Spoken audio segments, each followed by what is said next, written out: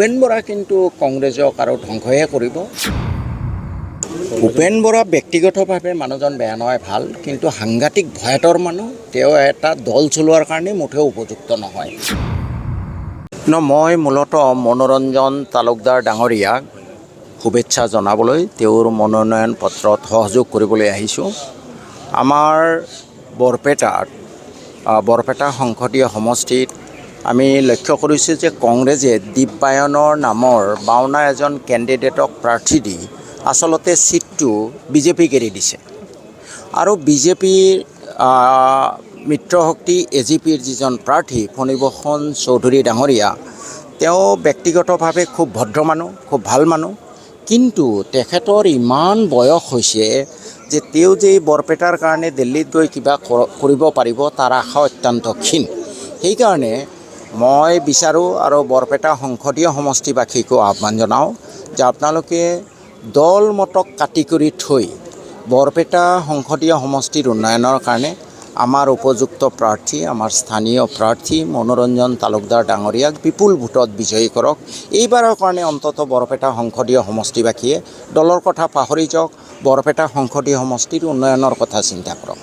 কংগ্ৰেছৰ কি হ'ব নাজানো, মই গৌৰৱ গগৈ জিকাটো বিচাৰিছোঁ আৰু ভাবোঁ গৌৰৱ গগৈ জিকিব। গৌৰৱ গগৈ যদি অসমৰ মানুহে হৰুৱায়, গোটেই ভাৰতবৰ্ষই অসমৰ মানুহক দেখিলে নাক কোচাব, লেইলে চেই কৰিব। কাৰণ সংসদত আপোনাৰ অমিত শ্বাহে হওক, মোদীয়ে হওক, কোনোবাই যদি ভয় কৰে একমাত্ৰ গৌৰৱ গগৈ। সেইকাৰণে মই গৌৰৱ গগৈ জিকাটো বিচাৰিছোঁ। যদি বৰপেটাবাসীয়ে বুদ্ধিমত্তাৰ পৰিচয় দিয়ে, মনোৰঞ্জন তালুকদাৰ বিপুল ভোটত জিকিব। আল্টিমেটলি ফণীভূষণ চৌধুৰীৰ লগত হ'ব, দিব্যায়নটো চীনত নাথাকে। এতিয়া চাওক আপোনালোকে সংসদীয় নিৰ্বাচন কুচকাৱাজ ক'ত দেখিছে কংগ্ৰেছৰ, কওকচোন। যোৰহাটত একমাত্ৰ গৌৰৱ গগৈ নিজৰ বলেৰে তেওঁ যুদ্ধ কৰি আছে, তাতেও তেওঁক সকলোৱে খন্তি মাৰি আছে। অখিল গগৈ এদিন কৈছে নহয়, আৰু দেখিছে আপোনাৰ ধুবুৰীত ৰকিবুল, ইয়াৰ বাদেতো তেওঁলোকৰ কুচকাৱাজ নাই। Meera Borthakur was a very good candidate in Guwahati, কিন্তু কংগ্ৰেছ দলেই তেওঁক হৰুৱাটো বিচাৰিছে। মোৰতো বিশ্বাস তেওঁলোকে একমাত্ৰ ৰকিবুল হুছেইনক টাৰ্গেট কৰি লৈছে জিকোৱাৰ কাৰণে, বাকী চব বিক্ৰী কৰি দিছে। গৌৰৱ গগৈটো তেওঁৰ কংগ্ৰেছ দলৰে কিছু মানুহে তেওঁ ওপৰলৈ যোৱাটো বিচৰা নাই, তেওঁৰ বিৰুদ্ধে সাংঘাতিক চিপৰাং কৰি আছে যাতে তেওঁ হাৰে। আজি বৰপেটাই প্ৰমাণ কৰিছে বিৰোধী ঐক্য আছে, অথচ CPM-ক এই আসনখন কিয় এৰি নিদিলে কংগ্ৰেছে। CPM-ক এৰি নিদি যদি উপযুক্ত প্ৰাৰ্থী দিলেহেঁতেন তেতিয়াহ'লে মই ভাবিলোহেঁতেন ভাল। দিব্যায়ন, কোনে চিনি পায় দিব্যায়নক কওকচোন, হায়াৰ ছেকেণ্ডেৰী পাছ ল'ৰা এটা, পাৰ্লিয়ামেণ্টত কি কৰিব।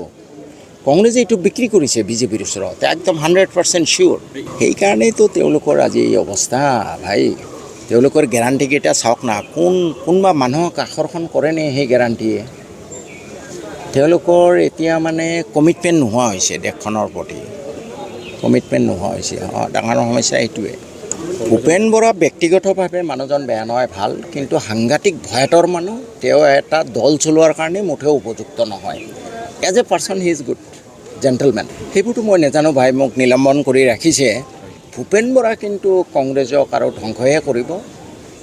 Gaurav Gogoi is the fittest candidate to lead Congress. আশা কৰিছোঁ পাৰ্লিয়ামেণ্ট ইলেকশ্যনত গৌৰৱ গগৈ জিকক, আৰু গৌৰৱ গগৈ জিকি পেলাই কংগ্ৰেছ দলৰ নেতৃত্ব লওক, তেতিয়া 26ত আশা কৰিব পাৰি কিবা। বিৰোধী ঐক্যৰ কথা ইমান মই নাজানো। মই যিমান দূৰ দেখি আছোঁ 2-3খনৰ বাদে বেলেগ আশা নাই, মেক্সিমাম 3। সভাপতিৰ কাৰণে মই উপযুক্ত প্ৰাৰ্থী নহয়। মই কাম কৰাৰ কাৰণে উপযুক্ত, আৰু তেওঁলোকৰ লগততো মোৰ নীতিগত পাৰ্থক্য হৈ আছে।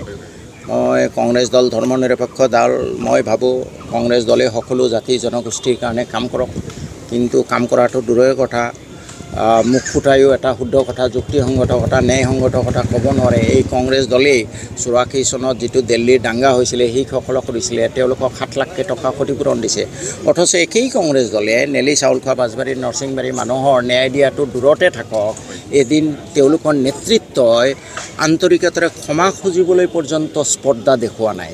গতিকে এই কংগ্ৰেছ নেতৃত্বৰ পৰা কি আশা কৰিম এটলিষ্ট এদিন যদি ক'লেহেঁতেন যে আমি নেলিত যি ঘটনা হ'ল এই মানুহখিনিক প্ৰটেকশ্যন দিব নোৱাৰাৰ কাৰণে আমি দুখিত আমি তেওঁলোকৰ ওচৰত ক্ষমা প্ৰাৰ্থী তেতিয়াহ'লেও নেলিৰ মানুহৰ অন্তৰত যি ঘাঁ আছে অলপমান মলম লাগিলেহেঁতেন প্ৰচাৰ চলাব নেকি ছাৰ কাৰ কাৰণে আপোনাৰ মনোৰঞ্জন দাসৰ হয় একদম 100% মই পাৰ্টিৰ বেনাৰত মই নকৰোঁ সচেতন নাগৰিক মঞ্চ এটা গঠন হৈছে মই জানো সচেতন নাগৰিক মঞ্চৰ ফালৰ পৰা মই প্ৰচাৰ কৰিম সচেতন নাগৰিক মঞ্চৰ সৈতে আপুনি জড়িত আছে নেকি হয়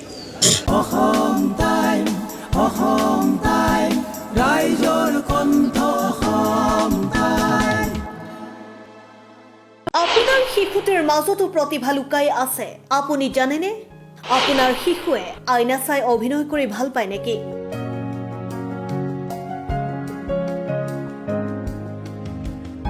বৰ উৎপতীয়া স্বভাৱৰ নেকি আপোনাৰ শিশুটি টিভি চাই নাচি থকা ৰং খেলি ভাল পোৱা মন মাৰি থকা এইবোৰো সুপ্ত প্ৰতিভাৰ লক্ষণ হ'ব পাৰে গতিকে পলম নকৰি লৈ আহক নাট্য শিক্ষাৰ অগ্ৰণী অনুষ্ঠান বিশিষ্ট নাট পৰিচালক শতদল বৈশ্যৰ দ্বাৰা পৰিচালিত সমন্বয় নাট্য বিদ্যালয়লৈ নাট্য বিদ্যালয়ৰ এটা প্ৰতিষ্ঠিত অনুষ্ঠান সমন্বয় নাট্য বিদ্যালয় যাৰ কৃতিত্ব ইণ্ডিয়াছ বেষ্ট ড্ৰামেবাজ তমন্না দীপক শিৱাংগী মঞ্জিত হৰ্ষদ ডি কাশ্যপৰ লগতে শতাধিক প্ৰশিক্ষাৰ্থী 14 বছৰীয়া অভিজ্ঞতাৰে পুষ্ট শিশু চেমনীয়াৰ শাৰীৰিক মানসিক উৎকৰ্ষ সাধন কৰাৰ প্ৰাণকেন্দ্ৰ স্বৰূপ সমন্বয় নাট্য বিদ্যালয়ৰ এটা শাখা এতিয়া নলবাৰীৰ চহৰৰ কলেজ পথত সমন্বয় নাট্য বিদ্যালয়ৰ নলবাৰী চহৰ শাখাৰ লগতে পানীগাঁও শাখাৰ নামভৰ্তি প্ৰক্ৰিয়া আৰম্ভ হৈছে যোগাযোগ নম্বৰ 7086424430